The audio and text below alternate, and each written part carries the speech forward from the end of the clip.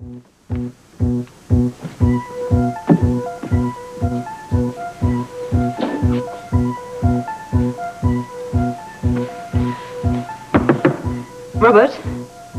it's Anna. I want to speak to you, please. Robert, can you hear me? Robert? Why won't he answer me? Robert, please. Come on, Anna, sit down. I made us a pot of coffee. Come on. Here you go. There you go. Just let it go for now, huh? Don't you realize how frustrating it is for me with him shut in there? Well, you know how Robert is. This is just a sign that he's pretty frustrated himself. And he's doing the only thing he knows how to do when he's stymied.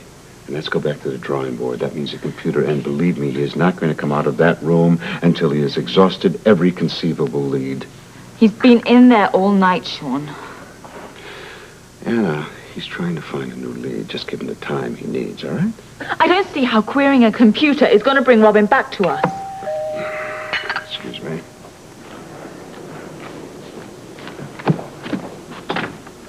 Hi. Oh, hi. We heard about Robin and Yank's grandfather.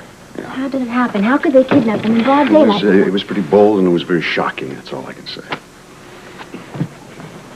Anna, they took Robin away from you. Is that true? Yeah. Oh, Felicia. I held it in my arms. I had hold of her in my arms. And they took her away from me. According to Herald sources, the Angel of Mercy van has been heavily involved in daily rounds throughout the Asian quarter in search of a missing 6-year-old girl, Robin Soltini. Dr. Buzz Stryker and Port Charles visitor Anna Devane are reportedly using the van to cruise the quarter night and day in search of Miss Devane's child.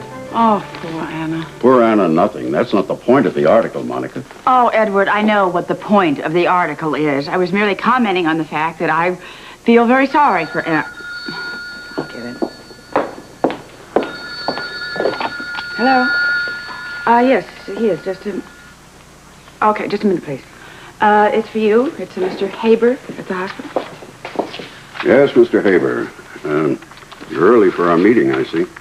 Yes, I am. I wanted to alert you to something in the Herald this morning in case you hadn't seen it already.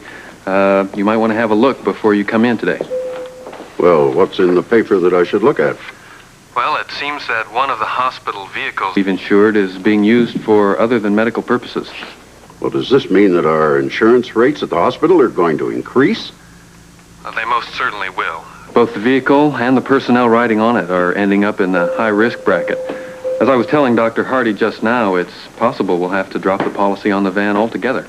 Cancel the insurance policy? Well, we certainly have to do something about this immediately. Would you put Dr. Hardy on the phone, please, if he's still there? Sounds to me like the hospital's in trouble. Well, I wouldn't get that from Edward. I mean, he seems to be delighted about the news. Hello, Steve. What can I do for you, Edward? Well, you can call an emergency session of the board. We've got to settle this very serious problem about that medical van. Would you ask him to be there within an hour? All right, Edward, you've got it.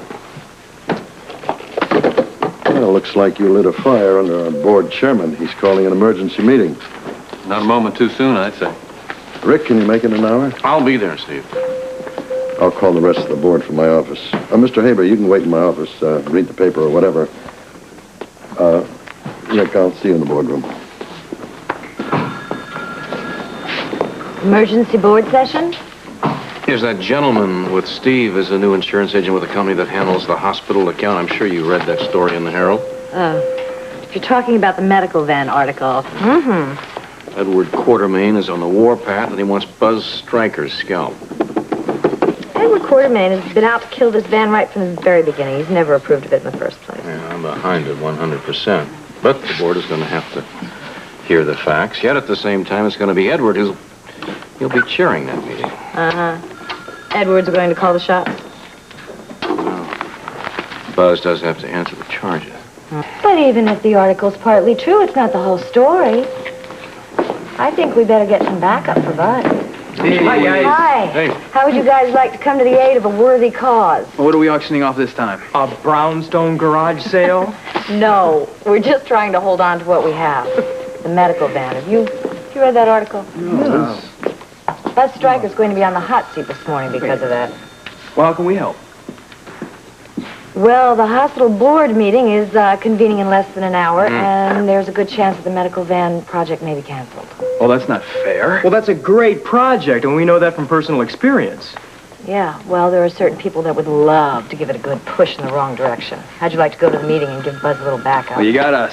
Great. We'll count on that. But just a little word of advice off the record. I'd see if you could get some additional troops. Bill Garrett, I'll get Bill Garrett. He's run a couple of tours with Buzz. Yeah. Good. idea. Go get him. All right. All right, great. All right. We'll see you later. Amy. Don't look at me. I didn't say a word when they mentioned Bill Garrett, did I? Well, that's a very big improvement. I would just like your help, though. In fact, would you try to reach Ginny for me at the TV station? Sure. Thanks. What's it going to take to convince you? I need you here. Derek. Full time. No Ginny, listen, one- the news department, for one thing. No We're one. not making it without you. No one is that indispensable. Maybe not. But I don't have time to prove that. I'm stuck. Listen, the girl I hired to take your place isn't working out. She's alienated the crew, and you know crews. And I'm not about to lose any of those people because of her. You know, you're really laying on a little thick. It's not a line. You should be flattered by this. I am flattered. It's very gratifying, Derek. But right now I have other priorities in my life, not the least of which is my new baby. Whatever happened to women wanting it all? I think I have it all. Your husband's on the line, Ginny. Thank you. Excuse me, Derek. I need you to look over these schedules, sir. Hello?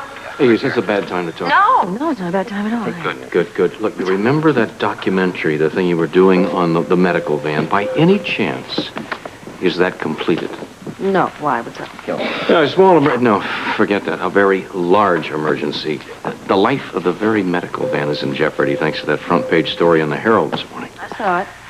We've got problems with the insurance carrier. I thought we could use that film to show at this morning's board meeting, and the insurance guy is going to be at the meeting. Sounds pretty bad. It is bad. The board, including me, we're going to have to judge Buzz. We're going to have to haul everything out on the carpet. Now, for Buzz's sake, what I'd like to do is make some extra points for him, if I can do that. Rick, listen to me. I've got some good footage in the can. What do you say I put it on the 9:30 news this morning? Honey, if you could do that, you would be a lifesaver. You put it on, I will make sure that I got the audience there watching. There's just one little hurdle. What? I have to get permission from my boss. Well, look, when you get it, one way or another, call me. Call me right away. If I am not here at the hospital, then have them put it through to the board. Don't worry, I'll track you down. I'll find you, baby. I'll talk to you later. Thanks. Well, I guess you heard, so I don't have to explain. And WLPC to the rescue. Another good cause. Yes, Derek, we're very good and very successful at good causes. Now, what do you say? Can I promote the medical van documentary? I can hardly say no to anything that might save the medical van. Great, I'll call Rick. Oh, no, there's one hitch. We have to check this with my news director. I mean, I don't want to go over his head. After all, he's here full time. Don't miss a trick, do you, Derek? Come on, Derek, this could be good. Did you read that article this morning in the Herald on the front page about Buzz Stryker? Oh, yeah, Anna Devane. She's the woman who seems to be going from one crisis to another.